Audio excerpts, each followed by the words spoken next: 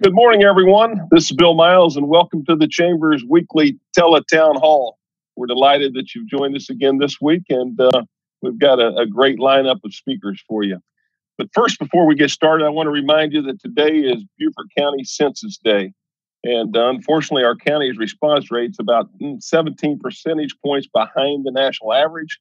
So let's make sure you take the U.S. Census at 2020census.gov.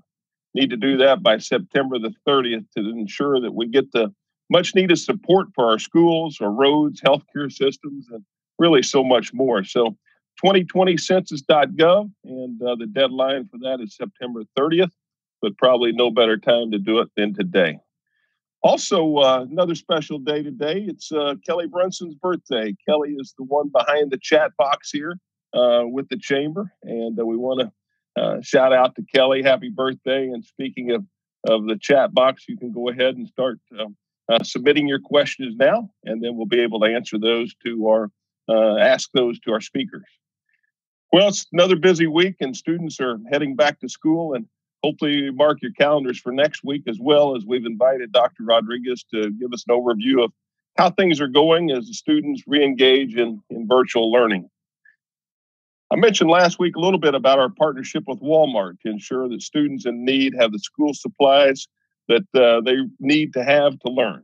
And I want to let you know about another initiative that we're launching. And with Election Day being only 55 days away, during the last election, the Chamber adopted polling places as our way of saying thank you to those volunteers manning the polls.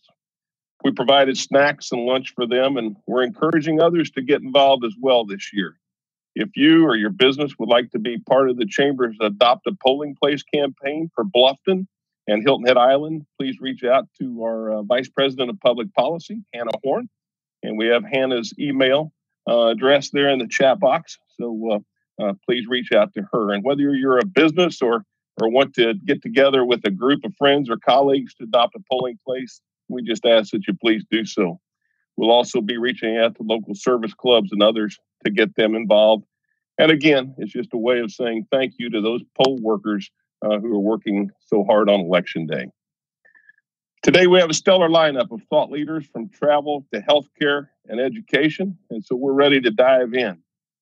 Fortunately for Hilton Head Island and Bluffton in the region, we're coming off a very successful Labor Day weekend for travel.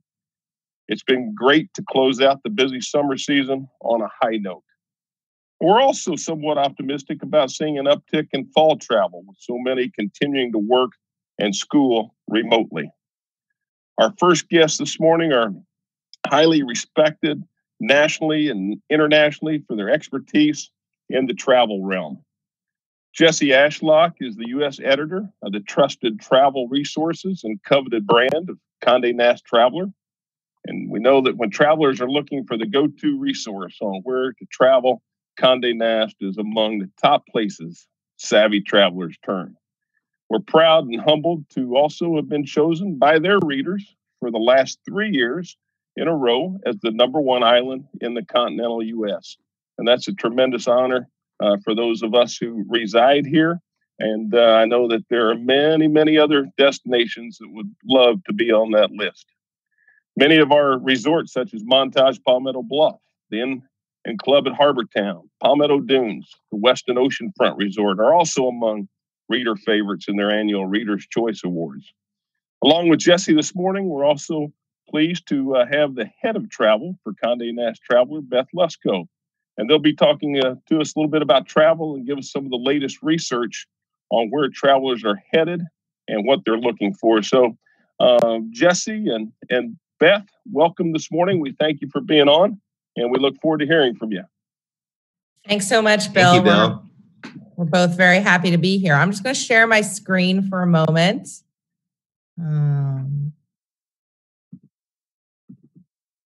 Here we go. All right. I'm just going to go to the beginning here. All right. Well, thank you so much for having us today. All of us at Condé Nast Traveler love the partnership that we've enjoyed with Hilton Head. But what's so, exciting for us about our partnership, the excitement really comes from the incredible resonance that this destination has with our audience. For those of you who don't necessarily know us beyond Condé Nast Traveler, we're part of global media company where we're reaching 1 billion consumers around the world. It's in this crowded landscape today. There's a lot of content out there, but there's also right now a need, especially for a voice that helps consumers understand how to travel right now. That's really interesting for the place that Condé Nast Traveler occupies, because I think many of you are, or some of you are familiar with the history and legacy of our brand. We were founded 33 plus years ago with this idea of truth in travel. And what that means is we're committing to actually telling our audiences, kind of the real, but that's actually never been more important than it is at this moment right now. Bill just mentioned our annual Reader's Choice Awards. For anyone who's not familiar with that poll, that's an annual survey where readers vote organically over a 3-month period of time. We have 600,000 plus readers weighing in. And they tell us everything they, like, dislike, love. So we get to really hear from them. And as a result, when you and your partners earn a really powerful accolade, in our minds, it's the most valuable, the most meaningful. We get asked a lot, are our audiences, still spending on travel? Well, they are. Our audience at Condé Nast they're more likely to still spend on travel. They're very interested, overall on spending on wellness items. So, they are someone who has a certain mindset of wanting to get out there in the world, but also, wanting to engage with other passion points around them. And what's been so interesting for us as a trend that's really new right now is that, our audiences they're leading with local in a way that frankly they never did before. Obviously, some of this is driven by the necessity of these times. But, we have seen some trends that frankly we never saw in times past with our audience. So, for example, 41% of of our audience, Condé Nast Traveler readers, digital users, would now consider driving to a destination less than 7+ hours away from their home. Prior to 6 months ago, we would have seen that metric at 3+ hours. So it means people are driving further to get where they're going, and 23% would consider driving over 10 hours. That's a huge opportunity for partners when they're thinking about who they're speaking to, what matters right now as a driver. No pun intended. 2 out of 5 of our audience feel that the accessibility of the destination is an important factor. So how easy is it to get there? And that's something that is super, super important for you all, because you have a tremendous airport partnership, you have easy lift, you have a great airport experience. And our audience is interested in booking, immediately, and also returning to places that were one of their favorites, that imprinted on them, that made an impact. And we know from our Reader's Choice Awards that is an area where you all excel. So that's an opportunity. And of course, what are some of the top considerations right now? There are a few key trends that we keep playing out over and over again. The idea of safety, revitalizing communities, and shared experiences. So, our audience really wants to feel more comfortable. They want to know what you've been doing, the extra precautions you've been taking to make it safe for them to travel in this quote unquote new normal. 89%, we've seen from our audience, there's an overwhelming desire to give back to local communities. Of course, as we all know, one out of 10 jobs around the globe come from the travel sector. And with our audience, that's certainly a driver to understand how their footprint can give back and play an important role in this recovery. And 61% want to be doing exciting new things outdoors. So, in terms of some takeaways of what we're seeing, not only are, your safety protocols paramount, but what's critical is to actually communicate everything that you're doing, celebrate your communities, and highlight your proximity and outdoor activities and services. This is my 9-year-old popping in and out. And so now I'm going to actually engage my great colleague, Jessie Ashlock, to have a little conversation with us all. And I'm going to open it up with a question to you, Jessie. How do you think our audience thinks about destinations, and what is the info at this moment in time, and what's the most important information that you think our partners, our destination partners, really need to be communicating right now? Hi, Beth. Hi, everybody. I think that, our audience, this is my 40-year-old. Our audience really wants to travel, and they're ready to travel, and they know that people are beginning to travel again. And yet there's this kind of like thicket of rules and regulations and differing situations in different places. And so how do you make the decision? Like, how do you cut through the noise and figure out the destination that is right for you right now? Knowing all that's been going on in the world these last 6 plus months. So based on that situation, and based on our consumer research and what we've heard from our specialist community and our destination partners and everybody out there that we talk to, we've devised this kind of editorial checklist for excellence in these times. It's called the New Standard, and it is a big part of our October issue. And it also, we have this new standard platform that we launched on the website yesterday. And so there's these 5 pillars of the New Standard, and these are the kinds of things that we believe our audience is looking for in making travel decisions. The first will come as no surprise to any of you. It has to do with health and safety. The second one, Beth you were just talking about, it's communication and transparency, really kind of just pulling back the curtain and showing how everything works and what's being done. Flexibility with regard to booking and cancellations and all the crazy stuff that can come up when we're living in times like these, and in all times and in the future. Innovation and civics is the last of the 5 pillars, and that connects to the community, as you were just talking about, Beth.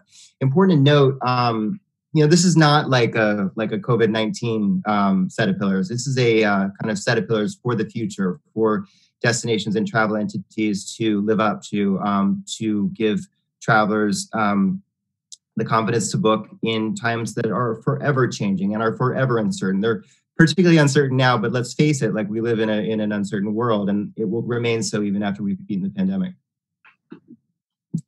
That's thank you, Jessie. I just this is just funny. I just, as I'm sitting here on this call, my phone was open, and the Westin Hilton head sent me an offer, which I'd love to take advantage of. And their lead opening line was, the ranking of the destination amongst Condé Nast Traveler readers. So I just wanted to share that, because I think it's we are told very often from partners that's an accolade that's meaningful to them to double down on. So we're very proud when we see other partners actually share that and push that out, because it kind of confirms what we sometimes think we know, which is that, our audience not only influences others, but also helps others take action.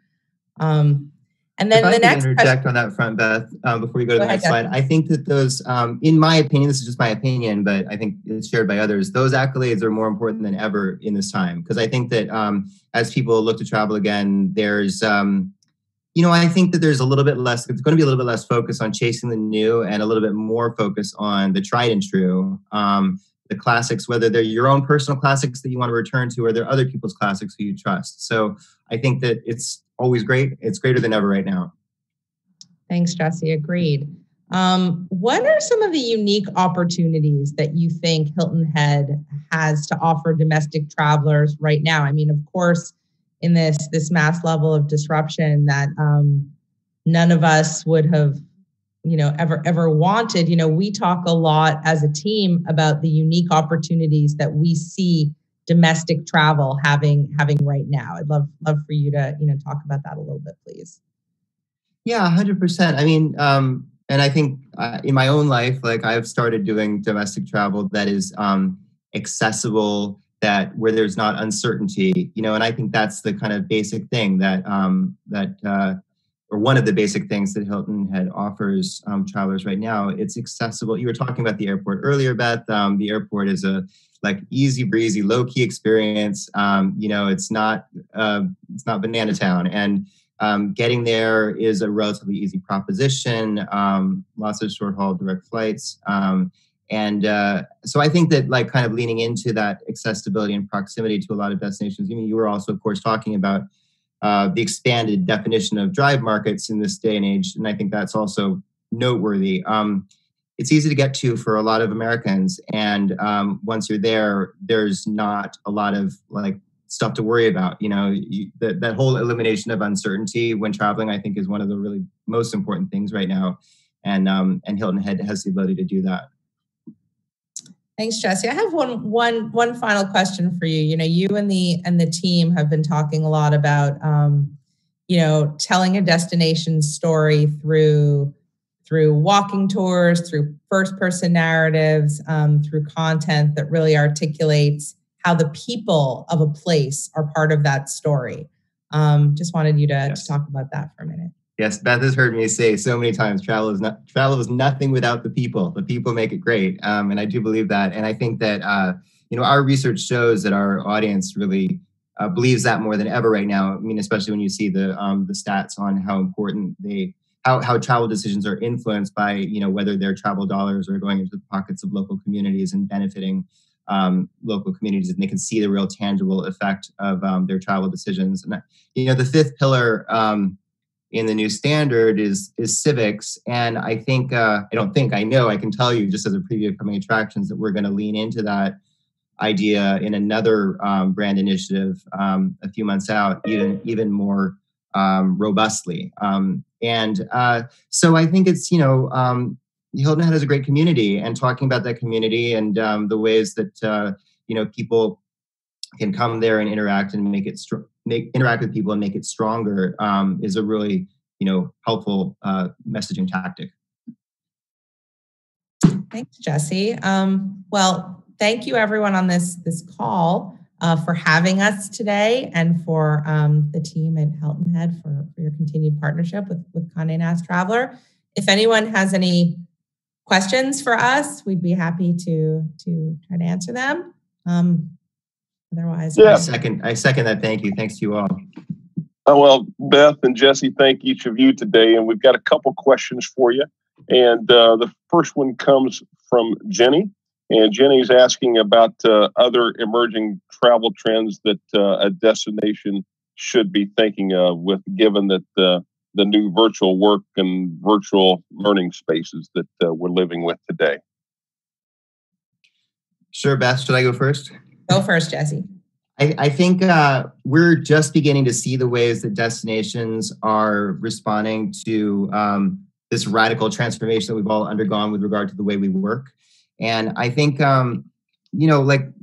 many of us will go back to the office, but the way we relate to the workplace is going to be different. And it's going to allow, an expansion of that sort of digital nomad trend that's been emerging in recent years. But I mean, I think a lot of us think about the digital nomad as a young person who works in the gig economy in one way or another, doesn't have a kind of salary and benefits type job.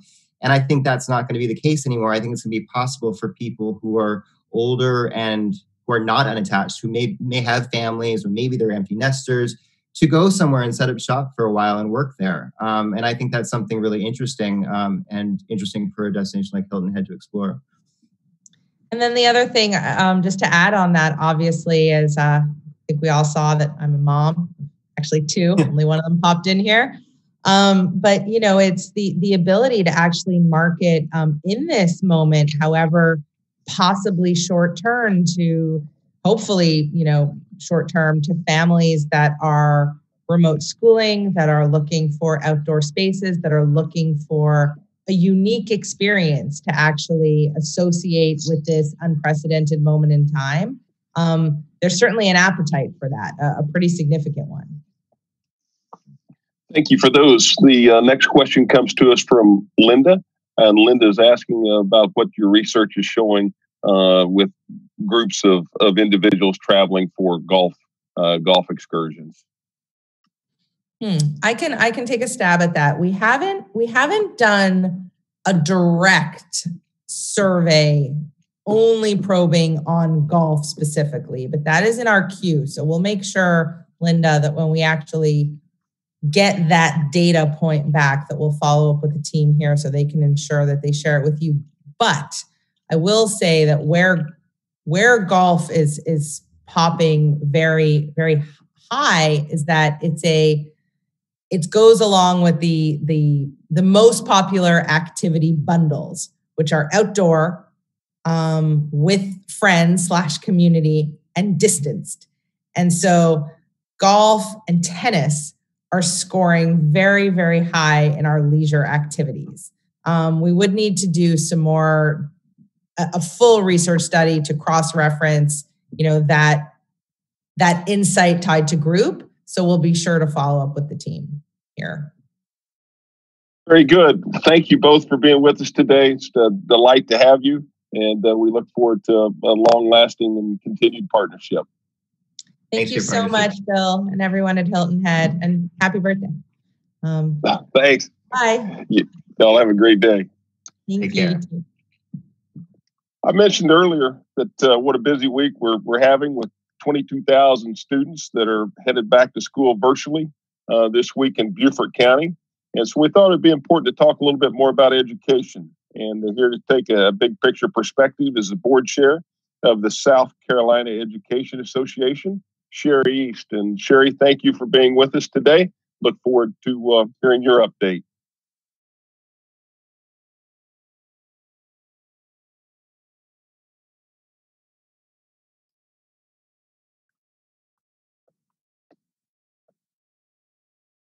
Sherry, if you're there, we'd love for you to unmute and join in with us. And while we're doing that, we're going to move to our next speaker. And while we try and get Sherry in the queue, and we'll move right on to Mayor Lisa Salka. Mayor Salka, I know you're on, and thanks for joining us this morning. And we're delighted to have you back with us.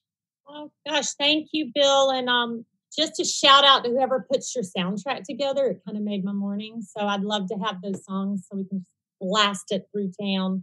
Maybe it'll make people smile. Just a couple of things. First of all, thank you for shouting out on the census. I think y'all and our town, everyone that plays a part in and benefits in the funding from that is sending out a lot of posts and reminders, and it really only takes a minute and a half to fill out. I've done it on Facebook Live in the past, and it really is super easy. So I'm kind of speaking to the choir with this group, but please get that message out. Please share the post from the chamber, from the town of Bluffton, from anybody who's talking about the census. So thank you for that. People are starting to go door to door. I got a call yesterday. I thought that was in October, but they are starting. I want to talk about something other than what we've all been talking about. So just to give some hope and a glimpse of light at the end of the tunnel, we approved last night some money for our Arts and Seafood Festival. And Mary O'Neill's taken the lead as usual. And they're doing kind of a reimagined, abbreviated version, absolutely following our ordinances in place from the governor and our town. But it is going to be October 17th through the 25th. It will not be on public property. The town is not issuing any event permits right now, but they are doing it on private property in restaurants and just keeping the focus on what is so valuable to us, which is seafood and the arts. So I know you'll spread that out more. A lot of things. I guess I could always just take questions. I'll tell you what I am doing. Visiting businesses or calling businesses in our town every day. I hit 2 or 3. If I'm walking past, I check in, or if I give them a call just to see how they're doing. And for the most part, I feel like our restaurants still are struggling a bit, but they all say they're making it work. And that was really just made me feel a little better about Bluffton. I can't speak about any other town around us. We have a Don Ryan Center who is putting that business resiliency plan in place. A lot of our businesses are using the Don Ryan Center right now because it's a free membership, and they are looking at how they can help enhance, help keep the doors open, maybe start new ones. So we're very big on keeping our businesses healthy as we can be through this time. Super, super stoked about Montage. Condé Nast can look in Bluffton and see what a great hotel that is. And that Forbes 5-star award is amazing. And Bill, thank you for posting that. We're just very proud. They're a partner of ours. They're probably the biggest partner we want to keep healthy because they do have to fill hotel rooms up to keep everything, at a break-even point or better. So they're doing the best they can with what they're given. That's about it. I mean, I could go on and on. We financed a little bit of money in our A-tax for the Old Town Bike Taxi, and they will be setting up, signage is already set up at Wright Family Park and Martin Family for people who just want to park somewhere and ride through Bluffton. It's a free service.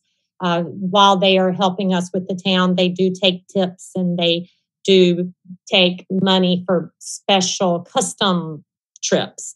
And we are just continuing to look at our playground equipment. Our parks are open, but our playground equipment, our town manager just has to find something that we can use to clean and keep clean for longer than, maybe an hour at a time. We want to open our playground equipment. We just haven't yet, but we do have our parks open. So people can go and sit at the park, have lunch at the park, run around, everything but get on the playground equipment at the moment.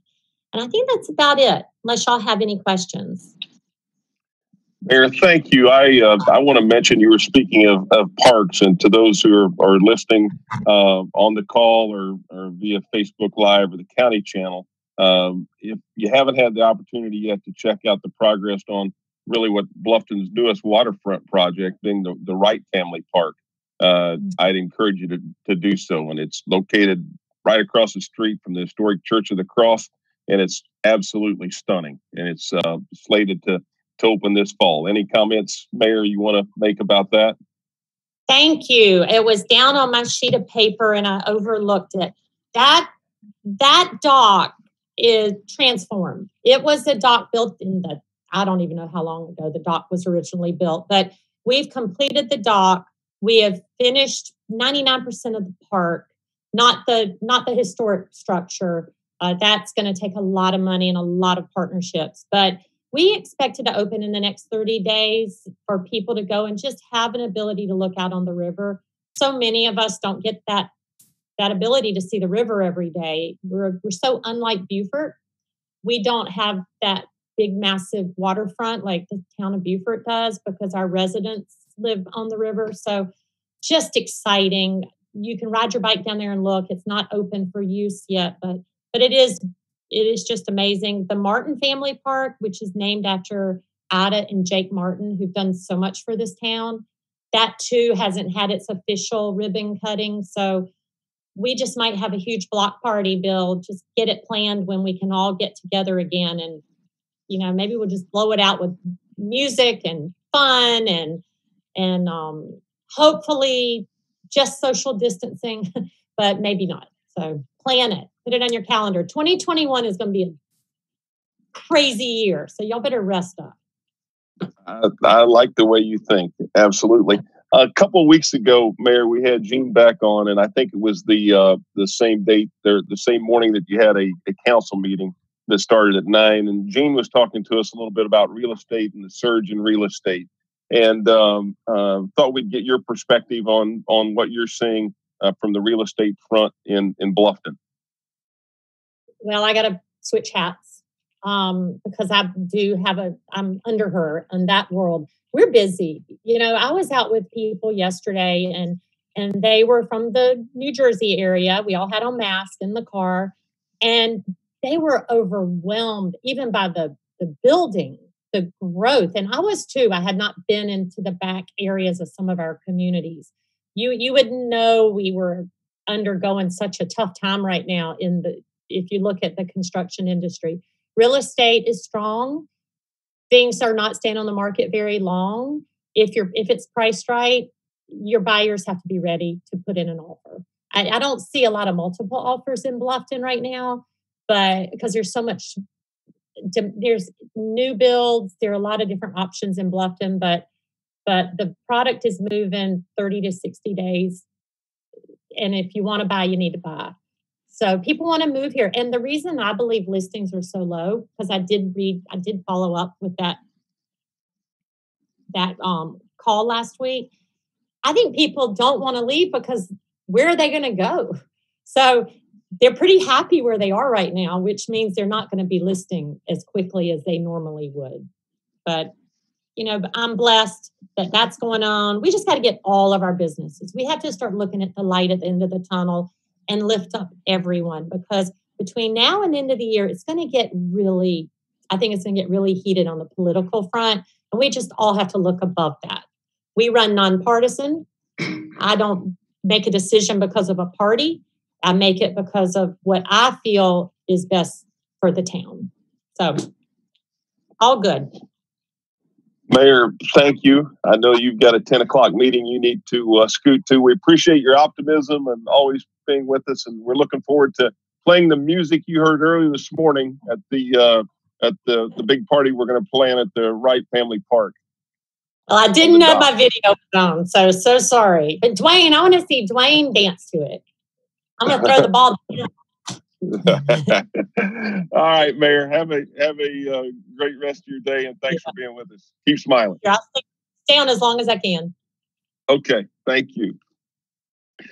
Well, we know that as we head into what looks like a very different looking college football season, I thought it'd be interesting for us to take a look back at really the sport that came back post-quarantine first, and that was NASCAR. And back on May 17th, the NASCAR ran at Darlington, the Real Heroes 400. And we knew that after that we were going to have the good fortune of hosting the RBC Heritage. And both of those events are stellar events for South Carolina. Dwayne Parrish mentioned about it last week, about the Labor Day race, the Southern 500 that took place on Sunday on NBC. And we're really fortunate to have a guy that runs a fine racetrack, a great guy, good friends with Steve Wilmot here, and comparing stories on events.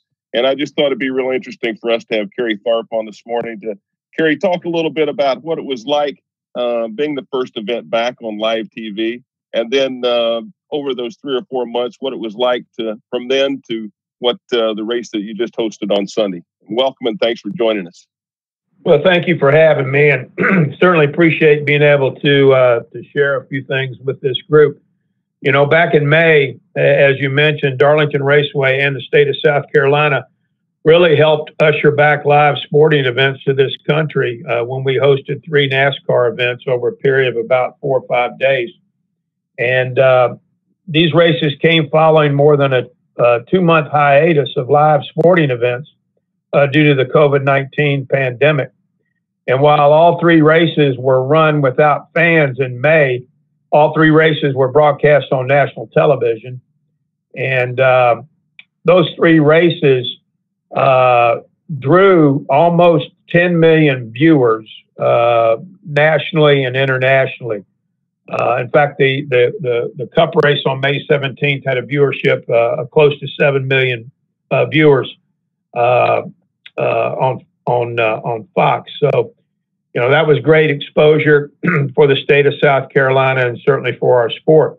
This past weekend, you fast forward, and we had the privilege of hosting 3 more races here at Darlington, including the iconic Cookout Southern 500, which ran on Sunday night. And we were able to accommodate a little over 8,000 fans. And thanks to the support from Governor McMaster and his office, we went through the approval process from the Department of Commerce, and they were extremely helpful as well. And so was Dwayne Parrish and his fine team. We were able to get approval to host a crowd of that nature, and it was exciting to have fans back in the grandstands. And I think that this was likely the largest sporting event that has been held in South Carolina as far as fans since the pandemic. And the governor was there, the lieutenant governor was there, as others. And it was really interesting being able to see all the plans that went into place and the different protocols that NASCAR had put into place to safely and smartly get a large group of fans into our facility. You know, there was medical screening for every person that stepped on property. Everyone wore a cloth face mask. There were signage throughout the facility emphasizing compartmentalization, social distancing. We had crews on the ready and that were available on site throughout the weekend that did a very good job of disinfecting and decontaminating the facility. We had hand washing and hand sanitizer stations located virtually every 20 to 30 feet. And it turned out to be really kind of just a spectacular event. The fans were very excited about being able to come back to a sporting event, and they were very cooperative, very grateful that they were able to be there.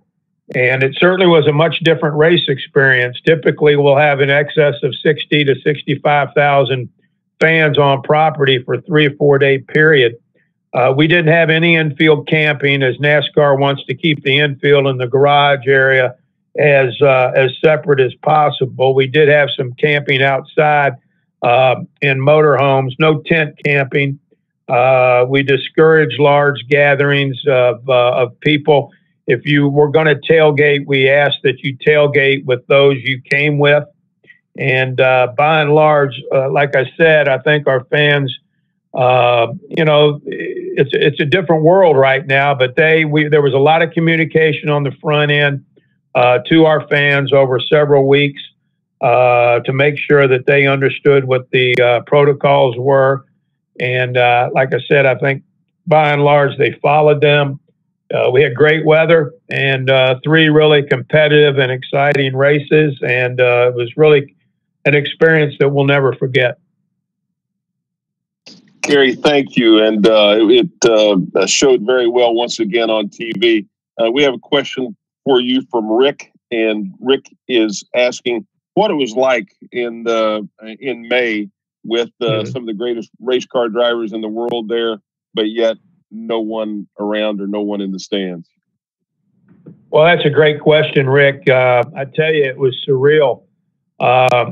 You know, the infield was really just nothing but drivers, teams, haulers. We didn't have sometimes we'll have 8,000 to 10,000 campers, people camping in the infield. That was very strange. But probably what was the most strange was after Kevin Harvick won the race there on May 17th and got out of his car, it was just eerily quiet. And you have, you know, so much noise and cheering and sometimes booing, you know, depending on who wins the race.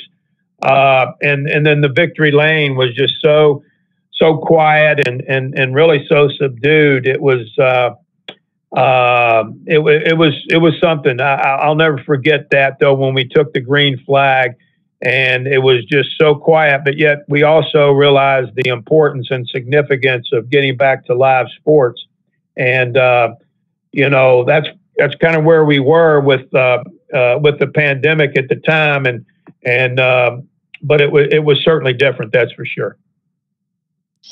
Your name will go down in history as part of bringing live sports back to America in May. And we appreciate you being on with us this morning. Thanks for the update, and congratulations on really another successful event there in Darlington. Thank you very much, and best of luck to everybody down there. Thank you. Thank you.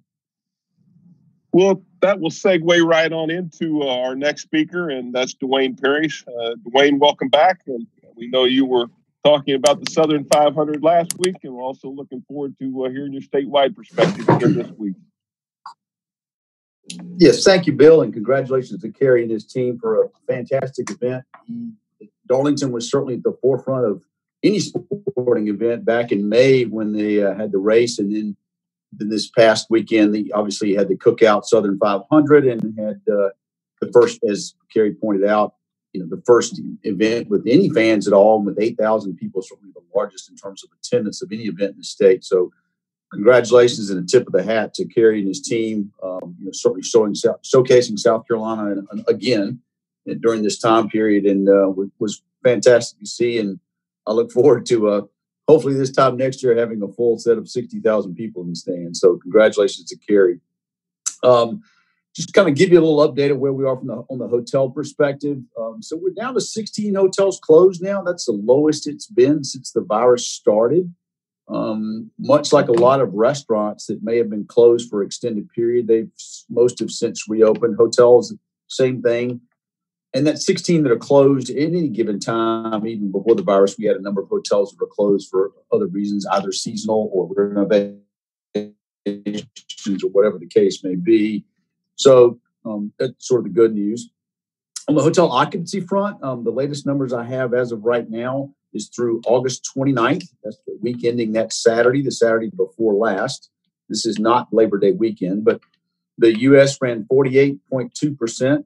The Southeast ran 44.1%, and South Carolina ran 47.2%. Leading the way once again, congratulations, Bill, was Beaufort County, which was at 57.8%. Again, these are not great numbers, but certainly better than they were in April. Still down substantially from a year-over-year standpoint, but we seem to be leveling off around the 50% range.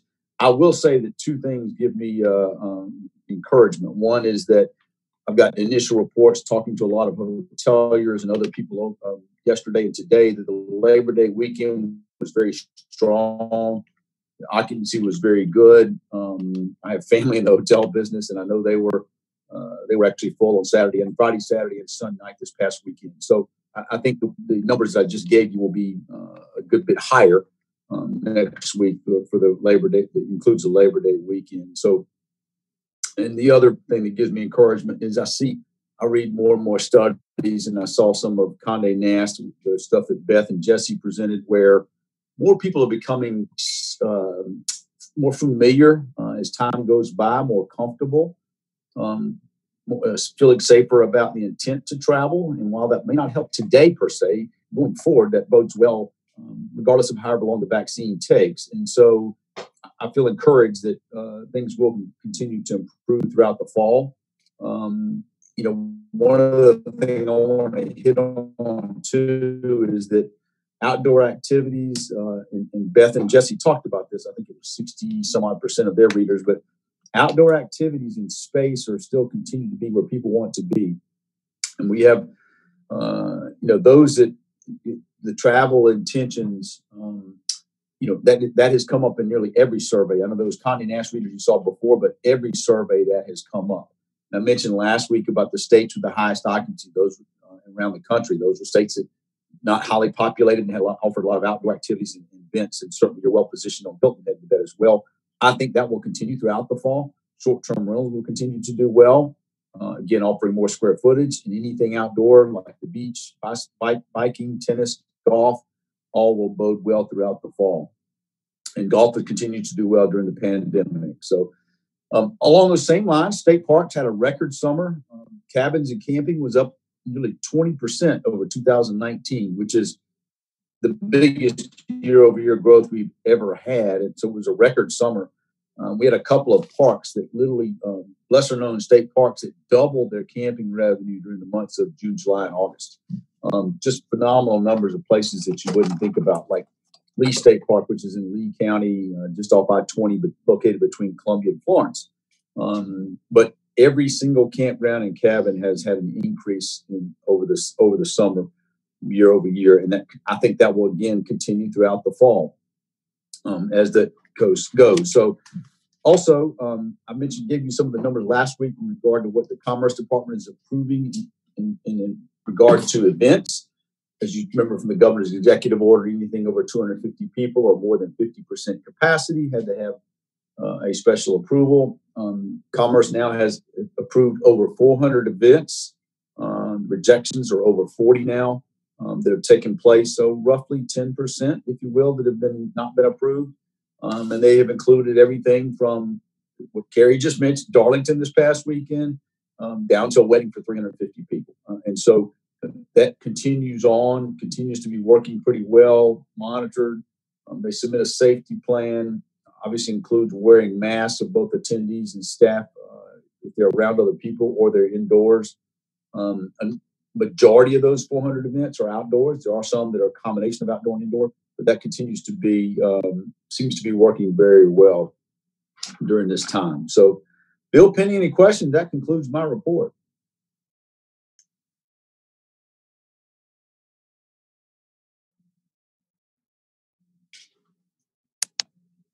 Bill, did I lose you? Dwayne, thank you so much for being with us. And I've got a couple questions for you. First one, Dwayne, is coming from Ron.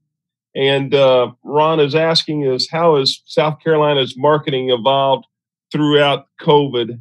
And what is South Carolina doing to attract more visitors in the fall and on into 2021? Sure. Media message is different from what it would have been had it not been a virus. And so if you those of you that can see the background of the screen behind me, that's a still shot of a video ad. It's also using some still shots in Southern Living magazine and others, but that's, our tagline is still, when you're ready, we're ready. And that continues on. I just saw a series of new videos that we've done now that include some fall events, for example, like in the mountains, getting on the lakes and so forth. That will continue on. The message is that we're open and we're ready when you're ready. And we'll continue that messaging for now because we believe that's what it's about.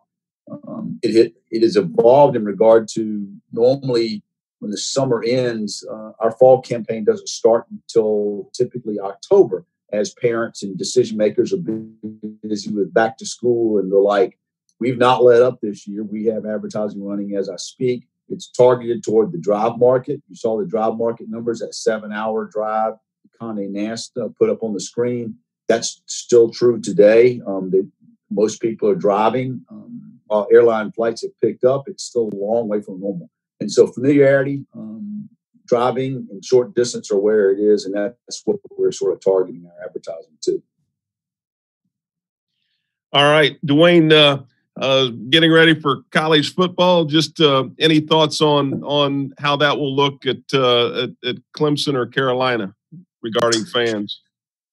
Yeah, Clemson and Carolina, similar to what you saw. So if you saw any drone video on watching the Darlington race on Sunday, you'd see there are 8,000 fans in a stadium that held 60,000. So you're going to see about 19,000 in Clemson Stadium, which holds about 82,000. You're going to see about 22,000 in South Carolina Stadium that will hold right at 80,000. So similar percentages in regard to what you'll see. You'll see a lot of empty seats. So I likened it to a pre-Christmas bowl game. If you ever watch the stands in normal times, there's, typically a lot of the pre-Christmas bowl games only have about 25,000 fans. that's what this will look like during USC and Clemson, at least to start the season. Things go well, that number could go up. If things go bad, that number could go down. But certainly starting out with some fans is better than none, we believe. And certainly I think from a player's perspective, they'd much rather hear real crowd noise. So, I think that's where we start out. The good news is we are having college football. Clemson plays this Saturday, and then South Carolina starts in a couple of weeks. So, yes, and those are some of the events that the Commerce Department has approved too, as well as other college sports like soccer and lacrosse will take place this fall. Dwayne, one last question for you, and it's coming from Linda this morning, and she's asking about the state's plans to market to Canada.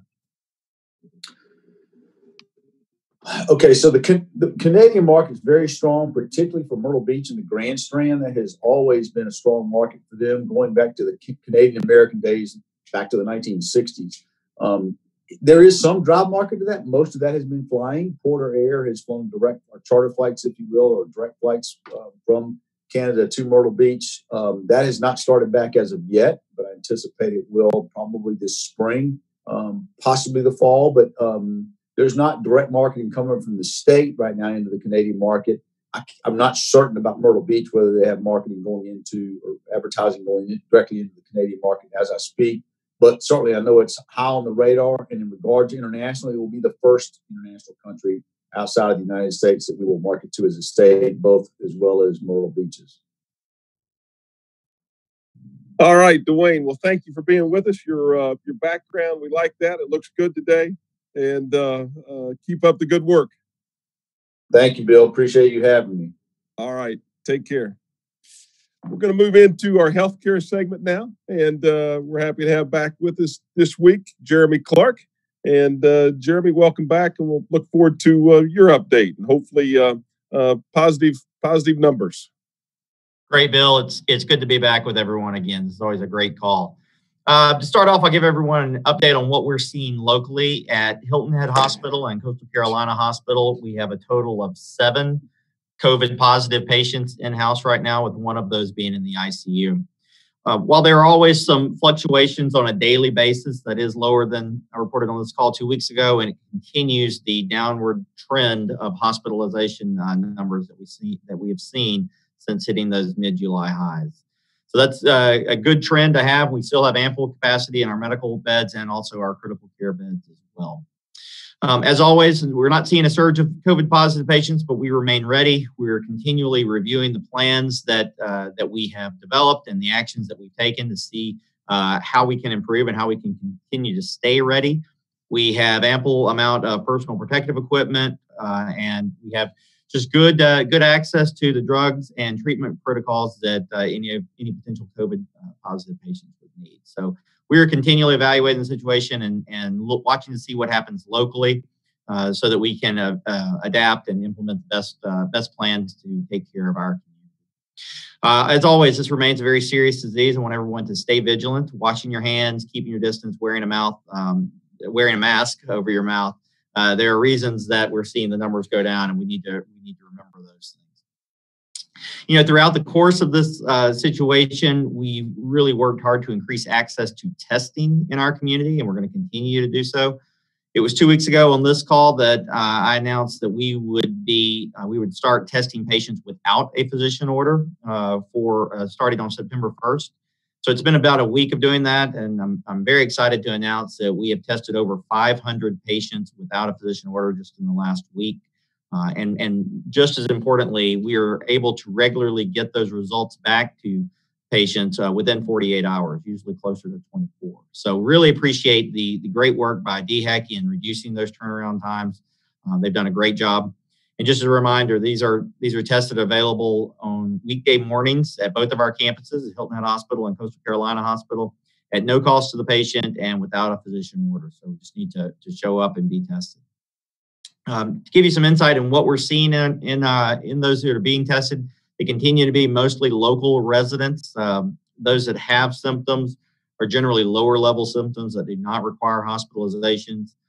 And while we are continuing to see new cases in the community, it is some good news that the positivity rate, the percentage of patients that are testing positive, That's flattened down in that 5 to 10% range, which is really good after it had been rising, from June into mid-July. So that's more good news as well. It's always important to remember that while we are taking care of COVID positive patients in our hospitals, the vast majority of patients we're taking care of do not have COVID-19. Patients are still choosing us for emergency care, for elective surgery. They're doing that because we've created a safe environment for them to receive care. We're going to continue to do that. So just to wrap up, I want you and everyone to know that our local hospitals remain ready. While we are treating some COVID positive patients, we are operating effectively and safely at the same time. We're ready to handle that surge of patients if it indeed comes. We appreciate the leadership from our state and local leaders, and we appreciate everyone's support for our caregivers. So just as a reminder, please wear a mask, please wash your hands, and please keep your distance. We're doing a great job so far. We need to keep it up.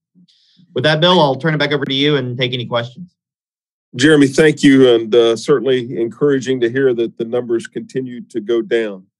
First question for you comes to you from Margaret, and Margaret is asking what the current protocols are at the hospital as far as having visitors coming to visit patients. Sure. Right now, for inpatients, we are allowing 1 visitor per patient per day, so that you are able to have a loved one come in and see. We are trying to limit that to just one visitor. We've done a good job of creating a safe environment for our patients and for our colleagues, and we want to maintain that. So right now we're limited to 1 visitor per patient per day. All right, thank you. And the next one follows up on that a little bit, asking a similar question about ER and what the protocol is there in the ER for family members. Currently, right now, we are not allowing visitors in the ER. Just given the dynamics of an emergency department, we decided that was the safest and most effective course of action. As always, that's something that we will evaluate as we go into September, and we may be modifying that in the coming weeks. Jeremy, that's going to do it for today. Thank you for being with us, and thanks for the positive news and the great job that you and your team at both hospitals continue to do. Great. Thank you, Bill. It's always great to be on this call. We appreciate it. All right. Thank you. Our last speaker today, we're delighted to have Dr. Michael Kacka again with us and to give us the update and report from DHEC. Dr. Kacka.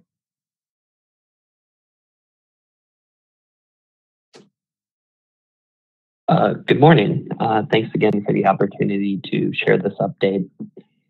So as of yesterday, in the past week for the state of South Carolina, we're reporting 5,685 new confirmed cases and 377 new probable cases of COVID-19. This brings the total number of people with the disease in the state to 123,801 confirmed cases and 2,107 probable cases.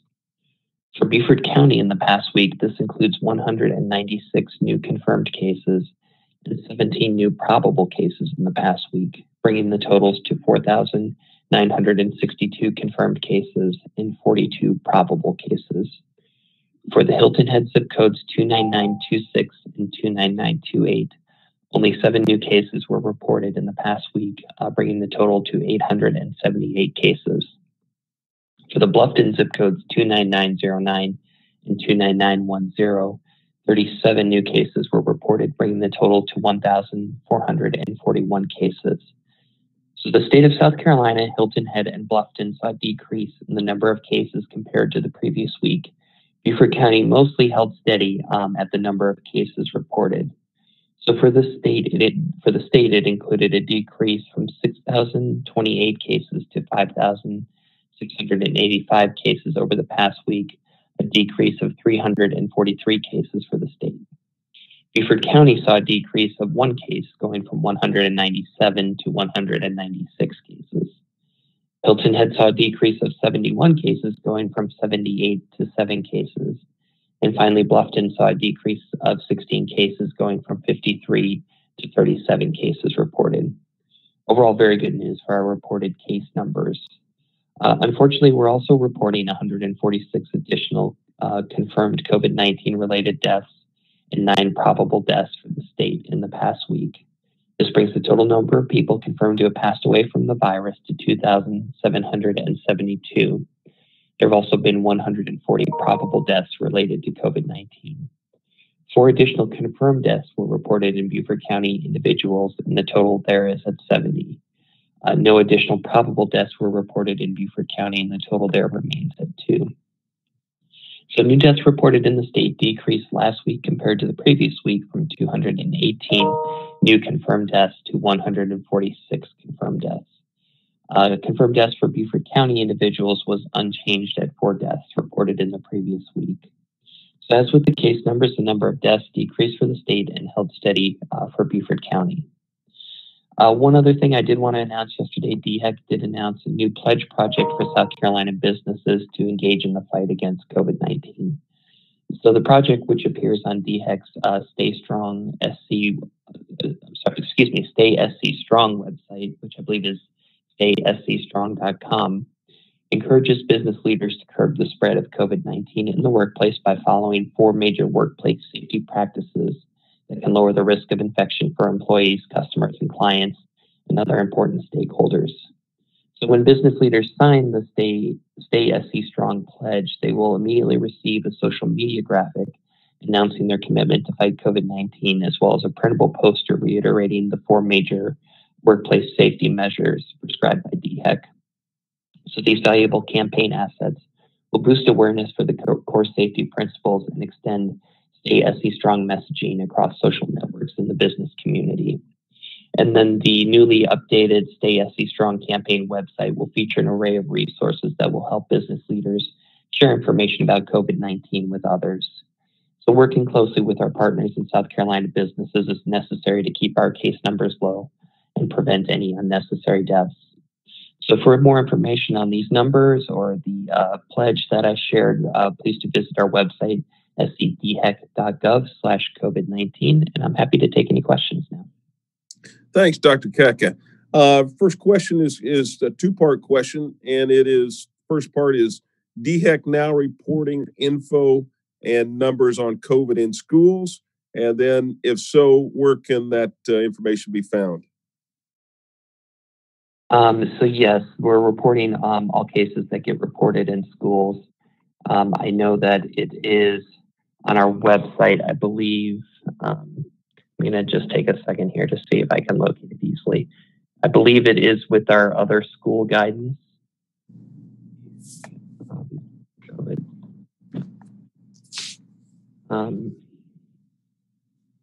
Yeah, if you could, the way I brought it up right now is I Googled DHEC COVID schools. That brought us to our main school page, and there's a button here that says cases by schools, and that shows you the information. Okay, great. Next question comes from Lois, and Lois is asking, are we seeing a reduction statewide in the percentage testing positive? We have seen some lower numbers come up. That's kind of bounced around a little bit. It's kind of stayed between that 10 to 20%, which is still a little bit higher than we want to see. So we are trying to increase the testing to kind of identify more of those cases and bring the percent positive down to that lower between 5 to 10%, which is kind of the goal. Okay, Dr. Kacka, thank you very much. Thanks for being with us again. And we look forward to continuing to see more reports with positive news for the public. And thank you again. Thank you very much. We'll look forward in next week or in one of the upcoming weeks to once again hearing from Sherry East. And we apologize for the technical difficulties in connecting with Sherry today. As a reminder, she's the board chair of the South Carolina Education Association. And Sherry will be back with us on a future call. And to all those of you joining us, thank you so much again. I'll remind you to be kind, stay safe, and wear your mask. Have a great rest of your day, everyone. Bye-bye.